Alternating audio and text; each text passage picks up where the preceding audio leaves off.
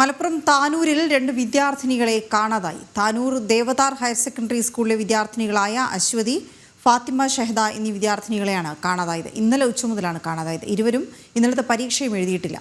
ശിവദാസ് കന്മനം ചേരുന്ന വിവരങ്ങളുമായി. ശിവദാസ്, ഇവരെ കാണുന്നില്ല എന്ന പരാതി എപ്പോഴാണ് ലഭിച്ചത്? തുടർന്ന് പോലീസിന് എത്രത്തോളം മുന്നോട്ട് പോകാനായി?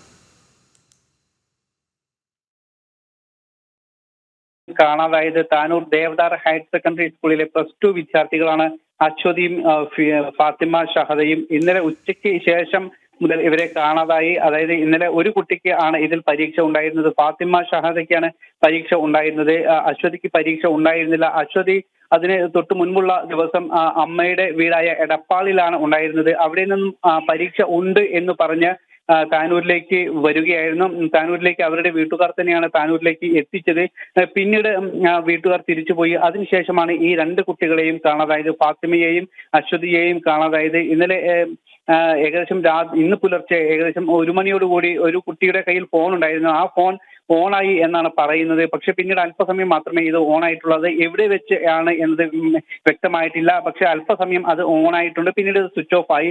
ഇന്നലെ വൈകിട്ട് ഉച്ചയ്ക്ക് ശേഷമാണ് വീട്ടുകാരും അതോടൊപ്പം തന്നെ താനൂർ ദേവദാർ ഹയർ സെക്കൻഡറി സ്കൂളിലെ അധ്യാപകരും ചേർന്ന് താനൂർ പോലീസിൽ പരാതി നൽകിയിരിക്കുന്നത്. പോലീസ് ഇതുമായി ബന്ധപ്പെട്ടുള്ള അന്വേഷണം തുടരുന്നുണ്ട്.